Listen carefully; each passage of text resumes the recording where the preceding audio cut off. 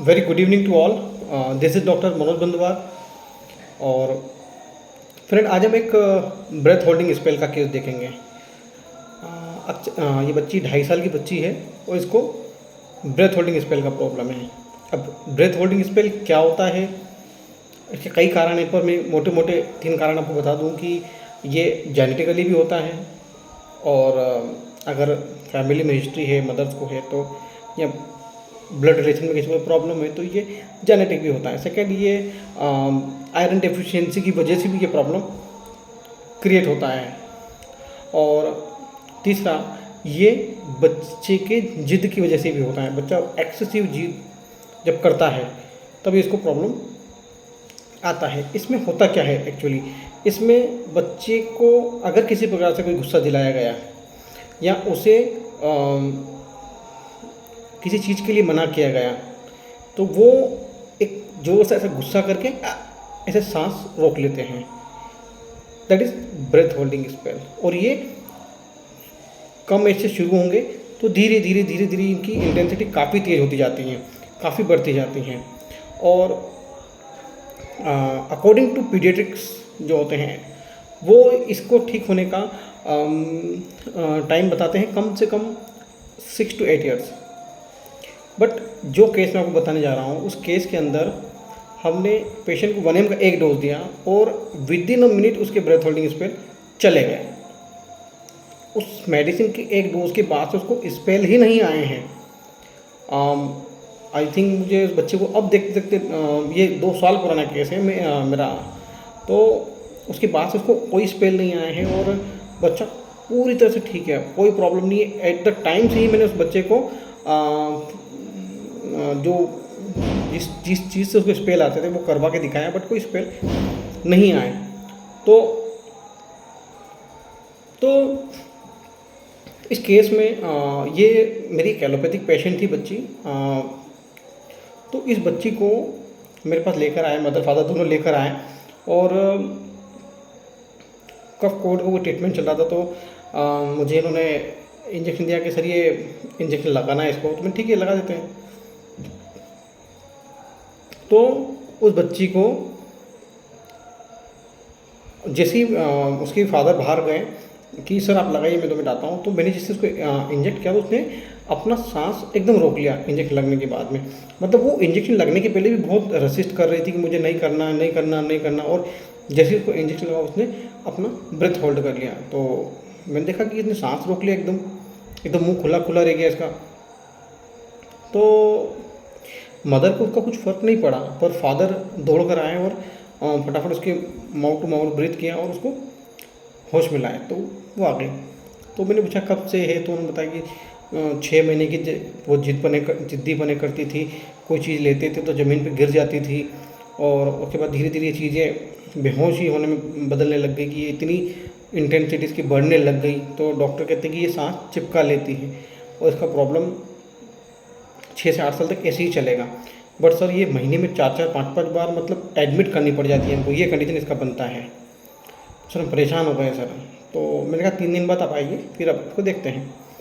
3 दिन बाद जब बच्ची मेरे क्लिनिक केबिन में आई तो मदर फादर बैठे, बच्ची फादर की गोद में बैठी, मदर की गोद में नहीं बैठी, फादर की गोद में बैठी, और उसका अटैचमेंट भी फादर से ज़्यादा है, मदर से नहीं है।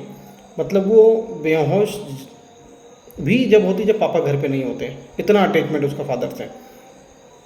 तो फादर की गोद में बैठी, तो और थोड़ी देर बाद देखी, और बाहर हॉल में मेरा बेटा खेल रहा था तो उसके साथ वो खेलने लग गई, जाकर उसके साथ जाके खेलने लग गई वो, और वापस आई और मेरे स्टेथोस्कोप को, पेन को, कभी बुक्स को, कभी इसको वो उठा उठा के चेक करने लगी। इसकी मम्मा मना करी, मत करो मत करो, अंकल का सामान है हाथ नहीं लगाते, फिर भी वो सबको उठा उठा के चेक करने लगी और वापस खेलने चली गई। तो मैंने पूछा कि बताइए क्या तकलीफ़ है बच्ची को। बोले सर मैंने आपको बताया ना 6 महीने से ये तकलीफ़ है, और फिर धीरे धीरे इसको क्योंकि बचपन में जब ये कोई चीज़ फर्स्ट टाइम हमने जब इसको नोट किया था, जब इसके हाथ में से इसके भाई ने कुछ डॉल वगैरह खींच ली थी, तो उसके बाद ये एकदम सांस इसने रोक लिया था।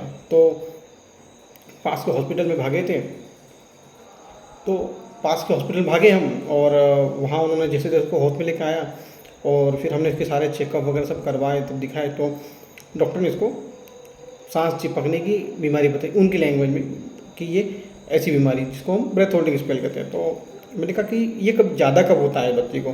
तो बोला कि सर जब मैं घर पे नहीं होता हूँ तो, या हमने इसको कोई चीज़ दिलाने से मना कर दिया कि भैया ये चीज़ नहीं लेना है, नहीं बेटा नहीं, तो फट से बेहोश, सांस रोक लेगी एकदम, मतलब वो उसका रोना निकलता नहीं है सर। उन्होंने हमको शुद्ध भाषा में समझाया कि इसके रोने का कुछ नस वगैरह, मतलब वो डॉक्टर्स को उनकी लैंग्वेज में समझाना है तो बोलते कि इसकी रोने वाली जो अंदर की जो ब्रेन की नस है वो चिपकी हुई है, तो उसकी वजह से वो रोने के सेंसेशन उस तक पहुँचते नहीं है और वो सांस रोक लेती है।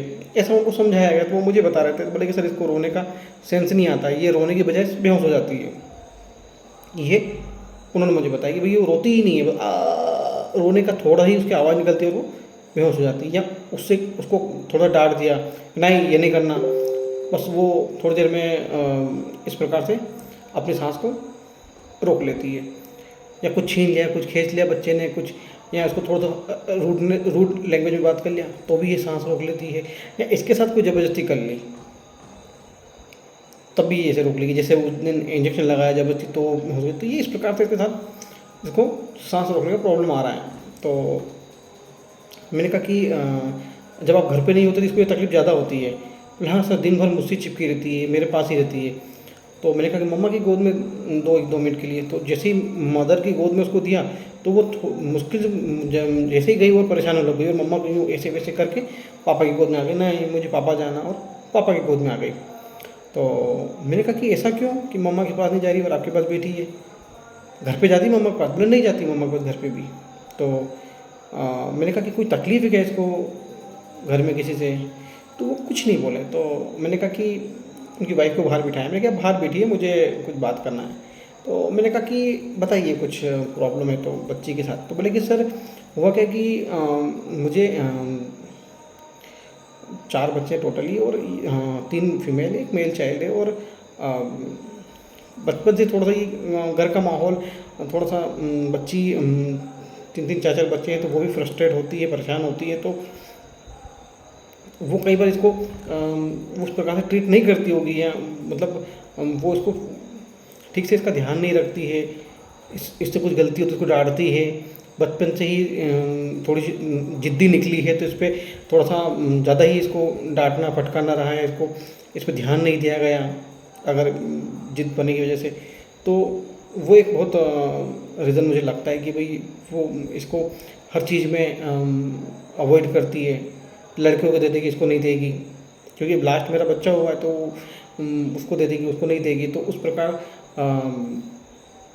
ये चीज़ें चलती घर के अंदर, और इसकी वजह से घर में झगड़े भी होते हैं कि भाई इस प्रकार का सौतेलापन व्यवहार इसके साथ क्यों? कि ये मुझे लगता है कि ये जो सौतेलापन व्यवहार होता है उसकी वजह से ये इसकी मम्मा के पास भी नहीं जाती हैं, फिर मेरे पास ही रहती हैं।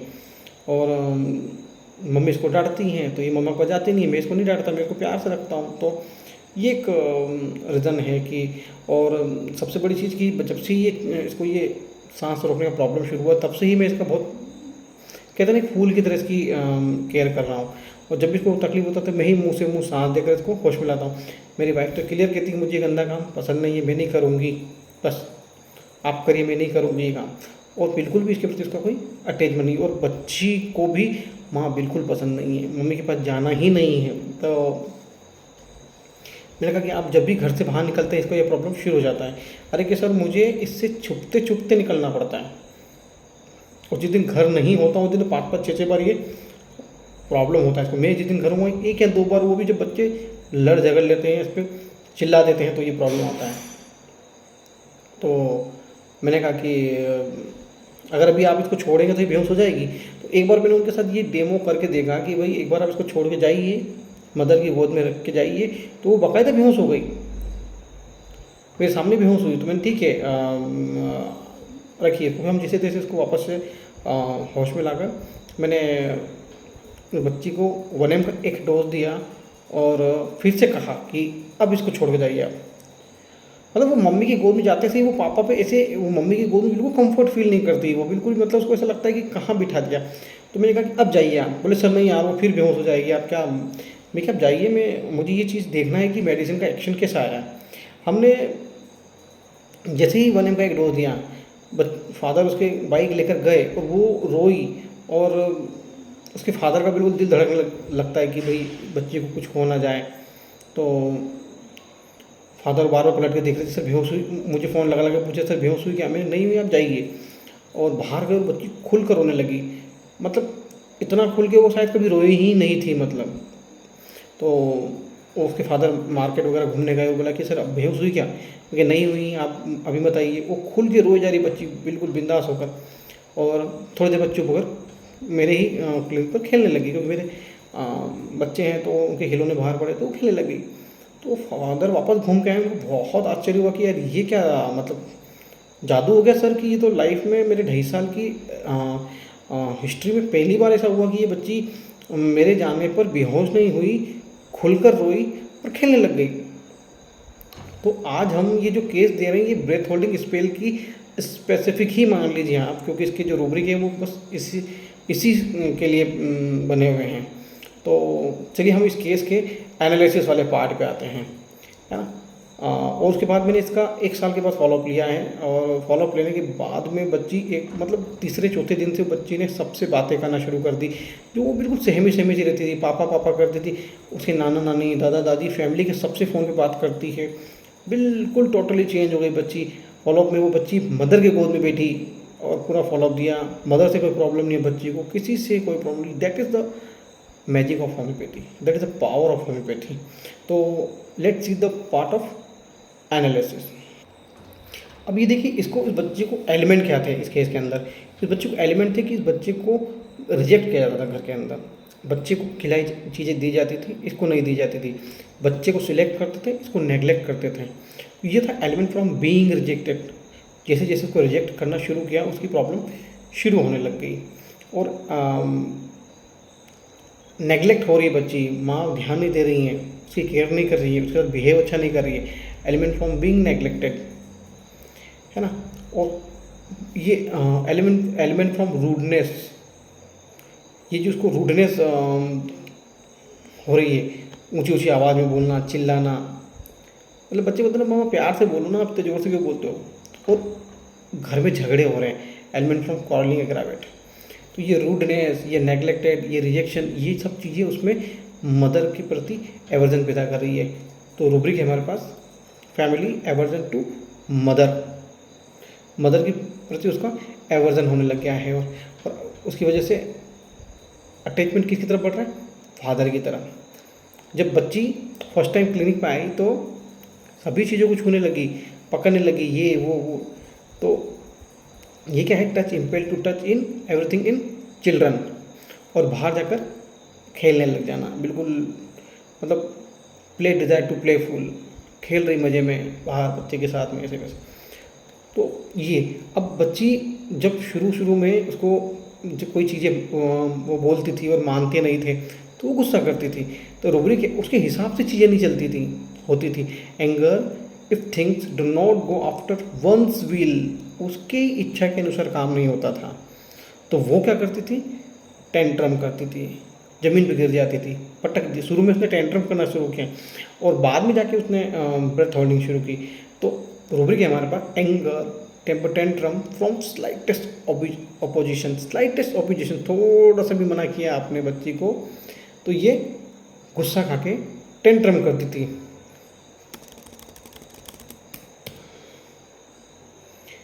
मतलब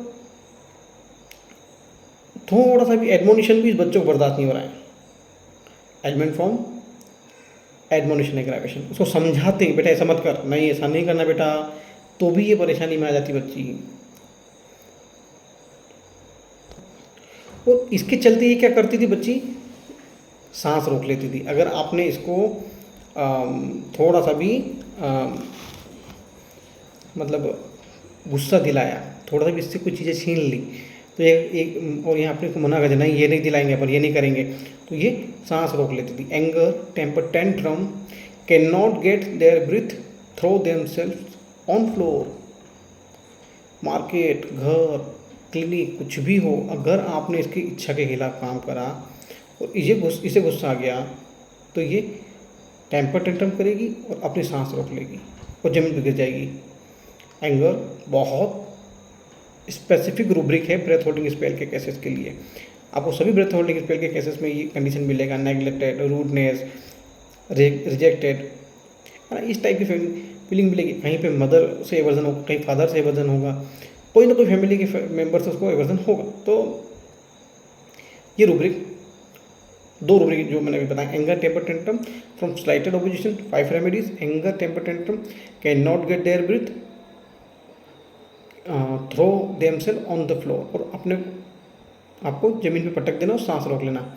और ये फादर के पास ज़्यादा रहती है, मदर के पास नहीं रहती है, क्योंकि फादर से इसको प्यार मिलता है, मदर से उसको नेग्लेक्टेड, रिजेक्शन, एब्यूज़, रूडनेस ये मिलता है। तो जिधर इसको अच्छा लगता है ये उधर जाती है। दैट इज़ बार्गेनिंग, ये बार्गेनिंग है, तोल मोल है। इधर मुझे ज़्यादा अच्छा लगता है, इधर तो बहुत दिक्कत आती है मुझे, इधर, दैट इज़ बार्गेनिंग।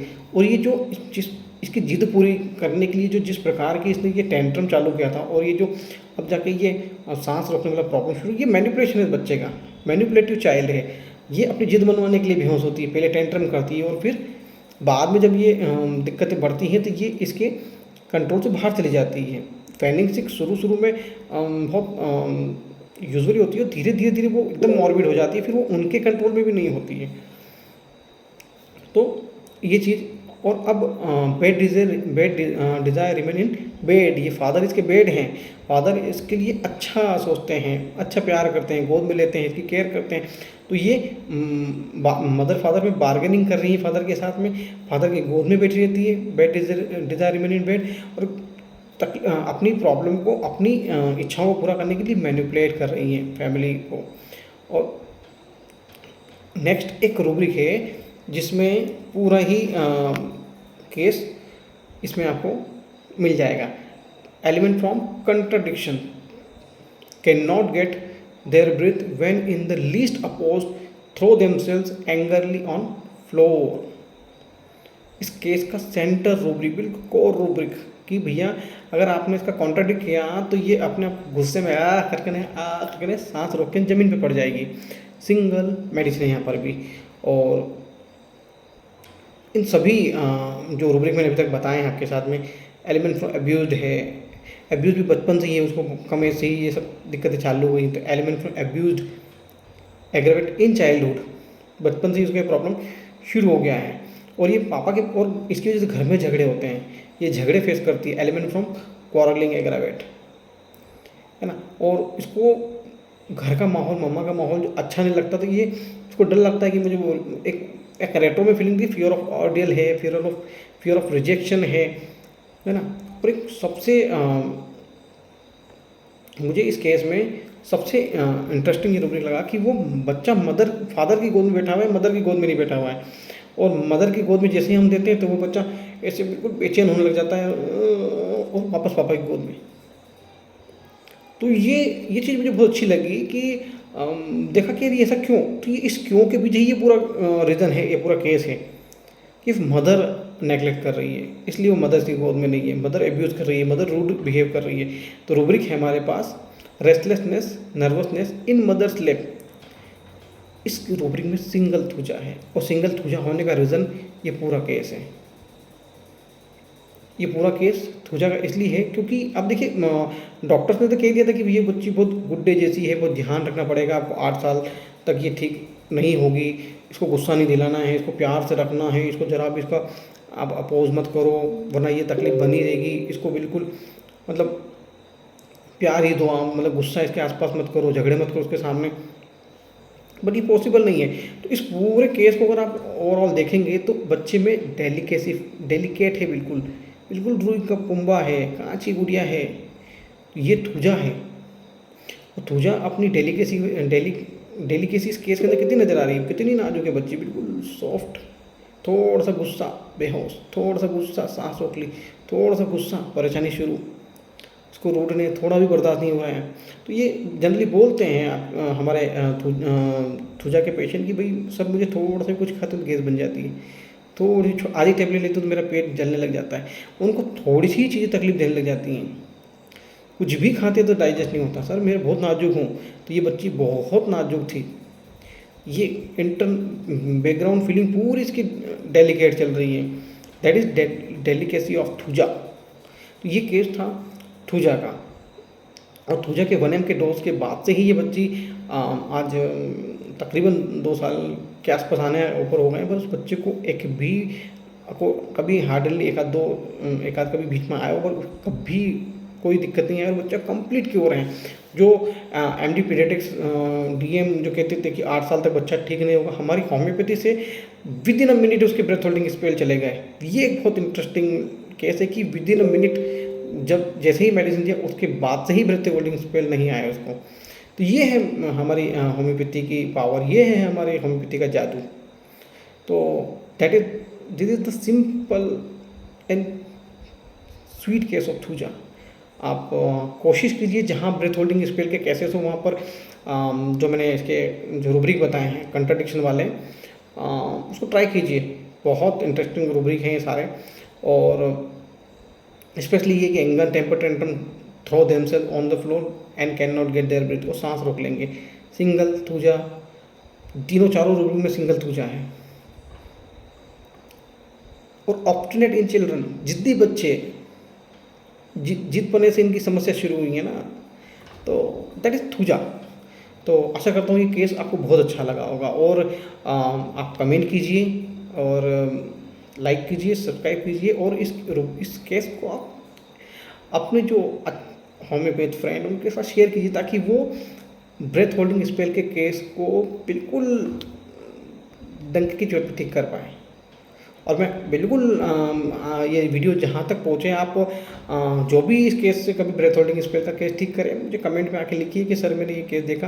क्योंकि मैंने इस केस को जब एक दूसरे चैनल पे जब शेयर किया था, तो उसके बाद मेरे पास बहुत सारे कमेंट आए थे कि सर हमारे एरिया में ब्रेथ होल्डिंग स्पेल के केसेस होते थे पर हम नहीं ले पाते थे, बट आपके इस केस के बाद हमने लिया है।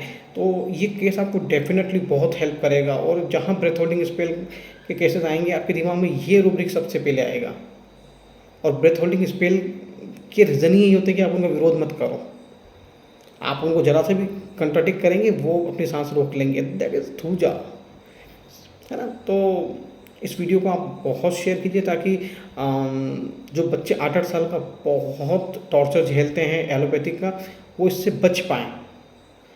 मेरे 11 केसेस हैं ब्रेथ होल्डिंग स्पेल के और सभी थूजा के हैं।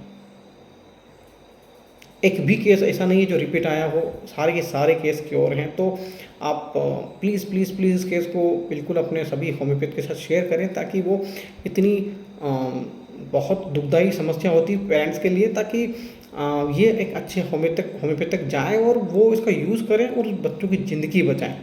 सो आज के लिए इतना ही। Thank you so much.